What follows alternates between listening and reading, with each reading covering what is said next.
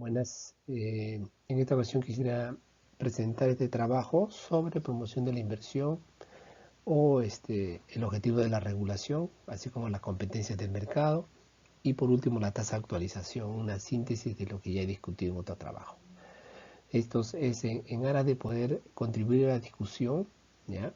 Sacando cejas políticos y no llegar al populismo, porque podemos destruir el sistema que tanto nos ha costado construir. Lo que hay que ver es cuáles son las razones siempre que nos han llevado a reformar el sistema energético. Lo primero han sido eliminar subsidios de los gobiernos. Segundo, promover incentivos para la mejora, para la eficiencia operativa, la reducción de costos. Hay que hacer eso. Tercero, atraer a la inversión privada para la expansión del sistema. Cuarto, promover un esquema de precios basado en un mercado, con señales predecibles que sirvan de orientación a las decisiones económicas de los consumidores. Entonces, para promover la competencia, ¿qué se necesita? Para los actores existentes, que vean la amenaza de nuevos actores. Para los monopolios, que vean una competencia comparada con otras empresas similares, vean que tienen que competir por precios. Y evitar siempre crear monopolios donde pueden existir condiciones de competencia. Llámese para mí la comercialización. Entonces tiene que haber siempre un compromiso con las reformas y la flexibilidad en la aplicación para desarrollar un mercado. No se puede ser inflexible, hay que ir adaptando. Entonces el compromiso con la flexibilidad son importantes para ese desarrollo de ese mercado, ¿ya? A los nuevos inversionistas siempre son reacios de ir a países donde los reguladores favorecen a los que están. Segundo, los inversionistas ven los cambios en la regla de juego como un incremento del riesgo y esto implica más rentabilidad o menores periodos de repago. Y por último, los reguladores pueden ser mejores si ofrecen más competencia y menos regulación. Esto es difícil para el regulador, ¿no? Porque siente que pierde su poder de decisión. Pero esto es lo mejor para el mercado. El diseño del modelo de mercado, ¿ya?, es crítico para la toma de decisiones regulatorias, ¿ya? Porque se tiene que considerar cuánta competencia es buena y dónde puede ocurrir. Ejemplo en la generación, ejemplo en la comercialización, ¿ya? No tanto en el monopolio de la distribución. Lo otro es que los gobiernos siempre retrasan decisiones y continuamente las revisan estas mejoras, ¿ya? Y eso puede originar riesgos. Y los inversionistas siempre están preocupados por estos retrasos, ¿no? Por los riesgos que conlleva. Hoy día se discute la tasa de actualización, un tema. También se discute la declaración de precio del gas. Son cosas que retrasan las inversiones. Entonces, viendo la regulación como un tema de economía política, ¿ya?, las formas de regulación siempre son la diferencia en el tema.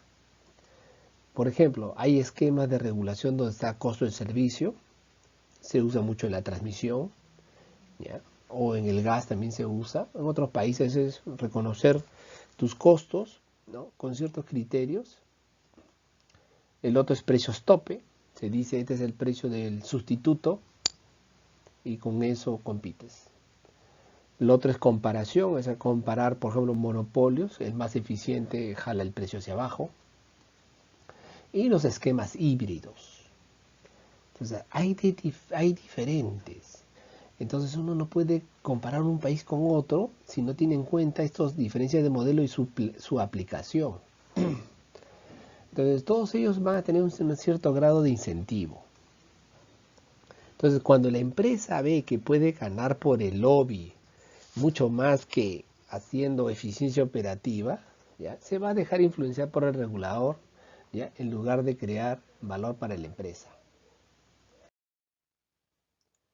Bien, como resumen podríamos decir que la regulación crea valor cuando se tiene un buen servicio a bajo costo. ¿Ya? Y también se tiene que permitir que las empresas tengan retornos objetivamente mejores, ¿ya? Cuando tiene eficiencias superiores. Por eso hay que ver que si la empresa es bien eficiente, no quiere decir que hay que bajar la tarifa, hay que dejarle los retornos, si se es comparado con el resto, está mejor. Y tiene que siempre establecer incentivos para creación de valor. ¿Ya? Un pobre diseño del mercado y unos incentivos débiles siempre van a destruir el valor de las empresas. ¿Ya? El mayor reto es establecer incentivos para la creación de valor mientras se mantiene la legitimidad a los ojos de los consumidores y de los grupos de interés. Eso es siempre lo que acusan. El regulador no ve, no. El regulador siempre tiene que tener el incentivo de crear valor en la empresa por un incentivo, por un servicio de buena calidad. Entonces, desde el punto de vista de los objetivos de la reforma, uno que ve en estos ejes, he tratado de simplificar los objetivos. Uno de ellos es la seguridad energética, que viene por diversificación, por redundancia, por holgura en redes, ¿ya? Y en el contrario tenemos el riesgo, que es no tener redundancias, estar sujeto a la aleatoriedad de las fuentes. Entonces, la competitividad en el otro eje, que significa acceso a mercado, acceso a recursos. Y el otro, lo contrario, es el monopolio. Lo normal que conocemos son las redes, pero también hay monopolio en la comercialización de los clientes pequeños. Entonces, entre estos ejes es que nos movemos en la regulación o en la reforma. Lo primero que se buscó fue reducir los subsidios. Con eso, darle más competitividad al sector. El otro, darle incentivos para que mejore, para que las redes se hagan, ¿ya? Para acceder a mercados. Y el último es acceso a la inversión, o sea, inversión eficiente, oportuna, te da seguridad y competitividad, ¿no? O sea, no perdamos de vista esto. Los tipos de reforma que se hacen siempre en estos ejes es, uno quisiera tener una visión global hacia dónde vamos a ir, ¿no? O sea, como la receta mágica. Yo lo recojo porque a veces me preguntan, ¿no? ¿Y cuál es la receta? Y ya está en Ocinermin cuando trabajaba, buscábamos eso, ¿no? Cuando realmente así no se hacen las reformas. Las reformas son por, por partes donde uno va buscando aproximaciones subjetivas de lo que realmente el país necesita. O sea, y esto demora tiempo entenderlo. Nosotros no somos Europa ni Estados Unidos. Nosotros vamos a demorar. Entonces, dado que no hay una visión general, propongamos puntos comunes que sí podríamos estar de acuerdo hoy día. Yo creo, un punto común para mí es, oye, ¿podemos buscar un comercializador de energía que se diferencie el distribuidor de la red del comercializador y que al final las distribuidoras, sus contratos sean solo de energía, no necesitan comprar potencia, la potencia es del sistema? Entonces, ese puede ser un punto común para una reforma. El otro es, queremos que los clientes accedan a los mercados, a los diversos mercados que puedan crearse, y para eso quisiéramos bajar las barreras, ¿no? Una barrera es el tamaño mínimo y el otro es el tiempo de cambio. Y también estos clientes, ¿por qué necesitan comprar potencia? Lo compran lo que es y que compren energía. Al final son contratos de energía. El otro tema es, apostamos por una diversificación y usar renovables también.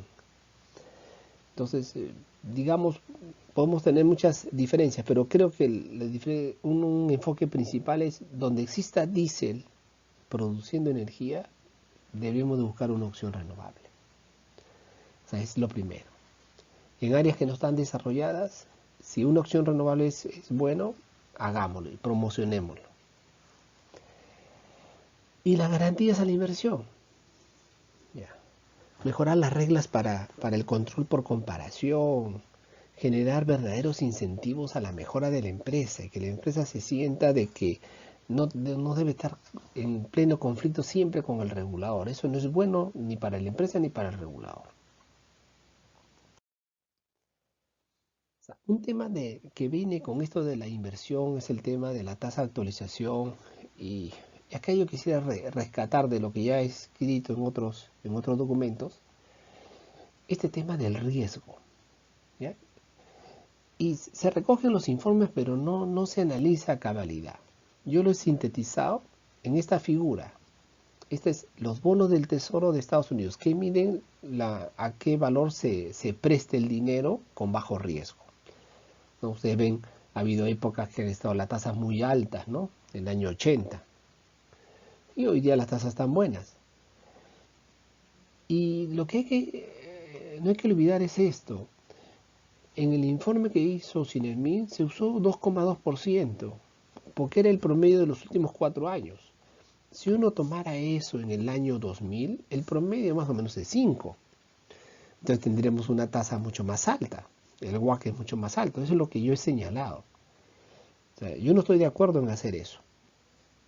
Como que en esas épocas, cuando uno hacía los informes de tasa, hacía promedio de 30 años, porque 30 años se paga la inversión.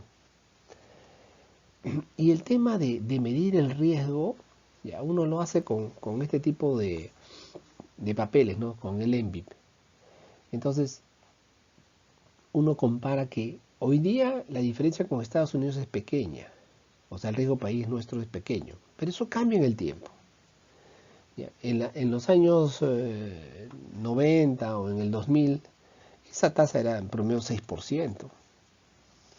Entonces, no podemos hoy día diseñar una metodología que cuando la aplicamos hacia atrás nos da cosas muy diferentes. Entonces, eso es lo primero que uno prueba de la metodología. Entonces, eso es lo que yo llamo a la atención, no por los valores, sino que comprendamos de que no es absoluto el cálculo que se hace como WACC, no es absoluto. Y todo esto es fuente de información del mismo informe que ha hecho Mercados Energéticos. Yo lo traigo ahí, eso son las figuras 9 y 10. Entonces, comprendamos que hay una relación entre riesgo y rentabilidad, ¿ya?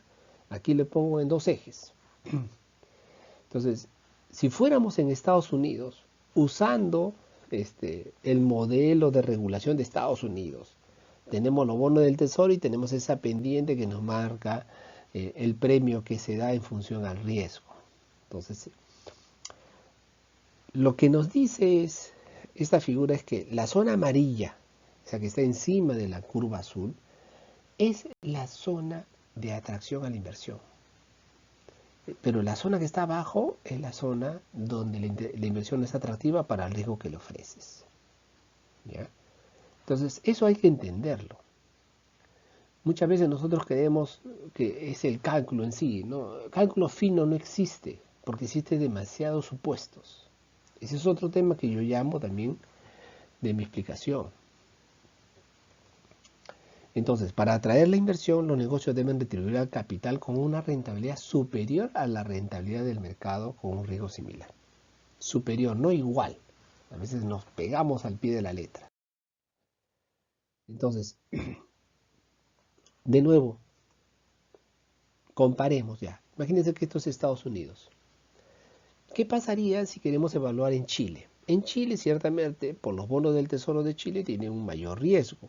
Ya. Entonces es como que la curva azul se desplaza hacia arriba, ¿no? O sea, de azul vamos a la verde. Okay, eso nos dice que su tasa es más alto y el modelo chileno, que es diferente al modelo americano, ciertamente nos lleva a un riesgo mayor por producto de la regulación. ¿Ya? Y si agregamos el modelo Perú, nosotros estamos un poco más a la derecha en el riesgo, no somos menor que Chile. ¿Ya? Y el bono del Tesoro del Perú es un poquito mayor el riesgo comparado con Chile, entonces nosotros estamos encima.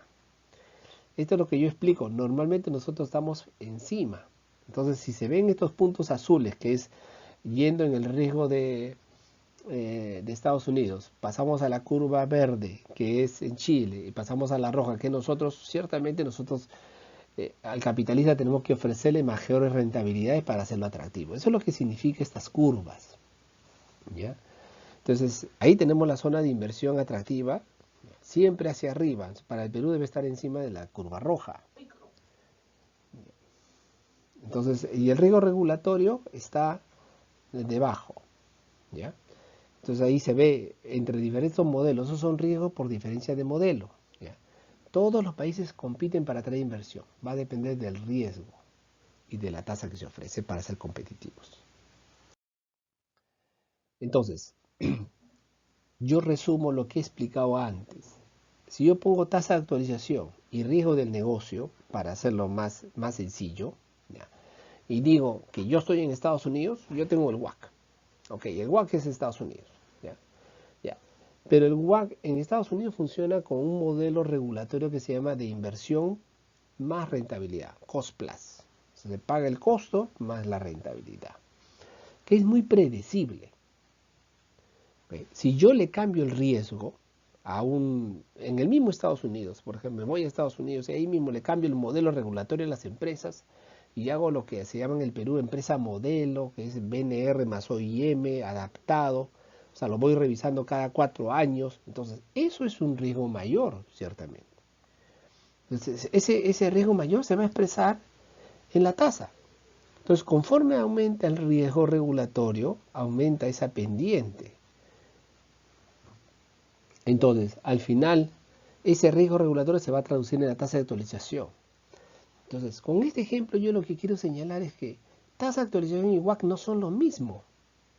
Serían lo mismo si estuviéramos en Estados Unidos, porque ahí se evaluó. Entonces, ejemplos de políticas de inversión, riesgo rentabilidad, que el Perú lo ha hecho en el tiempo, ya, partiendo de la misma curva de rentabilidad-riesgo. La zona atractiva la parte de arriba, la zona no atractiva la parte de abajo. ¿Okay? Por ejemplo, partimos con Camisea. Camisea al inicio, sin la GRP, era de alto riesgo para la rentabilidad que se ofrecía. Entonces se tuvo que ofrecer un mecanismo de bajar el riesgo para entrar dentro de la zona de rentabilidad aceptable. ¿Ya? De igual forma, por ejemplo, la RER. Si no se tenían contratos para la RER que minimicen su riesgo de ingresos, nunca iban a entrar. Se tuvo que diseñar un mecanismo de red con contratos para llevarlo a la zona de inversión aceptable. ¿Okay? Las redes eléctricas también. Por ejemplo, las redes eléctricas de transmisión. Se hacen contratos BUT para que garantizar los ingresos. Todos estos son políticas, ¿ya? Que no dependen del regulador. Depende del que hace política, que es el Estado con las leyes y las normas. Es el hacedor de política el que diseña esto. ¿Para qué? Para llevar inversiones atractivas. Aquí no es lo relevante, no es la tasa. Lo relevante es el contrato que ofreces.